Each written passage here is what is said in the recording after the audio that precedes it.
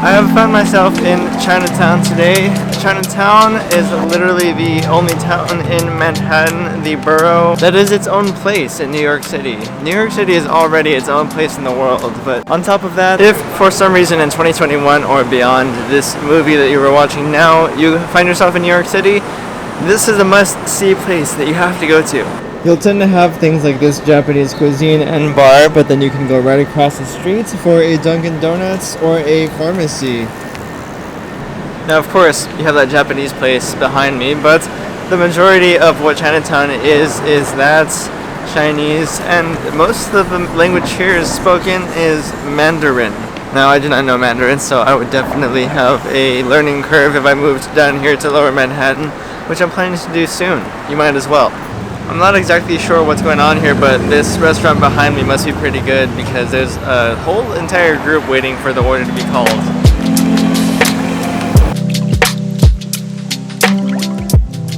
So you know what that means. Basically, this area of Chinatown, you're going to find some really, really amazing food. And not only Chinese food on top of that, but you also have a bunch of other kind of cuisine. The only thing that is different here versus eating it somewhere else is that here you're going to have people that are really, really good at what they do because there is less quantity of what they do. So therefore they have to work harder to keep the market going.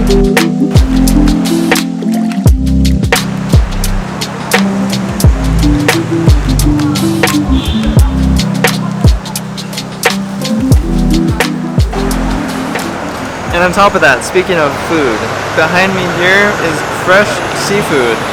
They have lobster, crawfish, shrimp, and anything else that you could think of that is seafood. That is majority of these shops that you can find around here, where you go and buy in wholesale a pack of whatever you can and take it home and cook it yourself, fresh. Of course, you also have your sit-down restaurants and fast food places, but this is the difference of culture here.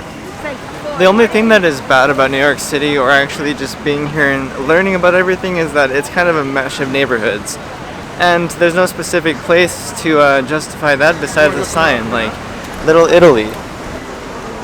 So basically, in theory, if you came to the right place of Chinatown, you could really experience both neighborhoods. So a little bit of Italian and a little bit of Chinese and a little bit of good culture.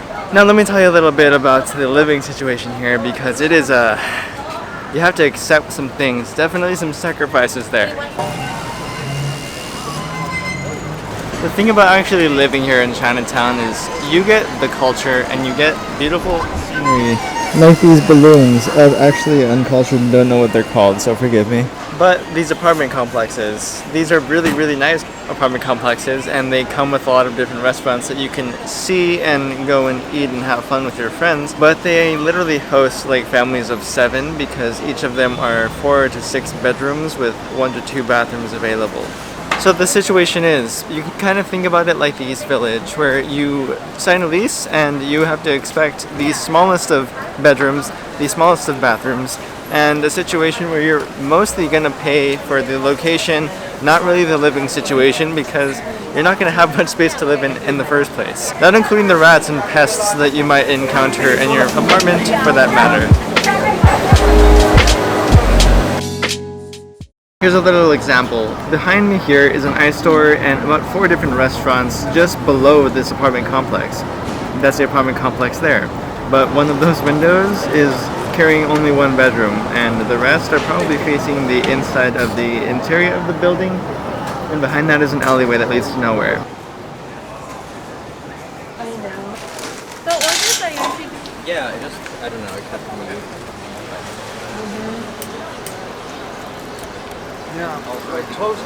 You have places to live like this, where it is stacks and stacks of apartment complexes surrounded by a park that is right behind the camera, and a bunch of other eateries and restaurants below the second half of the street. But the thing is that once you sign the lease, you're gonna have to expect a really, really small place that might be a little bit run down and traditional convertible in Chinatown. The reason why is because so many of the families and people that actually live in this neighborhood, they've been living here for decades. I mean, a lot of these are rent-controlled apartments, which means that they have this set rate that they have to pay, and it doesn't increase over time as the population increases. So chances are that what you and I are able to get in Chinatown is basically a sublease, so we are renting out a room within an apartment, or we have to resort to getting the apartment that we can you have to settle for something. You can't really expect to get it all because all of it is already taken. The kind of person that moves here to Chinatown is the kind of person that wants to really immerse themselves within New York City culture because of the history and the artifacts that you can find just by living in this neighborhood. You're not going to really want a luxury apartment with an elevator building and a huge bedroom with a window that looks out to the Empire State Building. But what you are going to get is years and decades worth of history that you can learn from and immerse yourself with the flavors of the food and the culture that you can experience, the people that you can meet, because Chinatown is right next to Soho, Tribeca, and Little Italy, and they are all surrounding areas of Lower Manhattan. It's really a different kind of lifestyle that you can find here because you're not going to really find a suit-up, tie, Rolex kind of person, or some kind of Karen that wants an extra shot in her latte that she didn't get, so she has it fit in the Starbucks store. No. What you do get are these beautiful apartments that have tiny windows and tiny living spaces.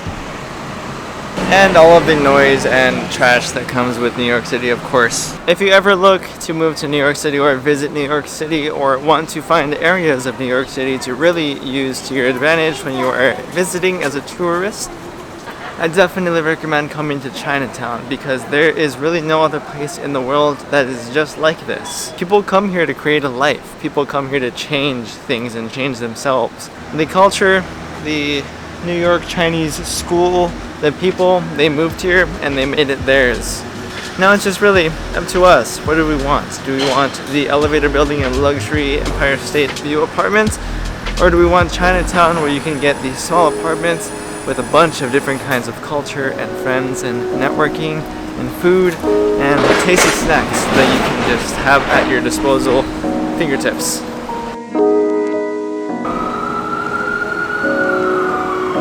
One Tesla, two Teslas, and Chinatown.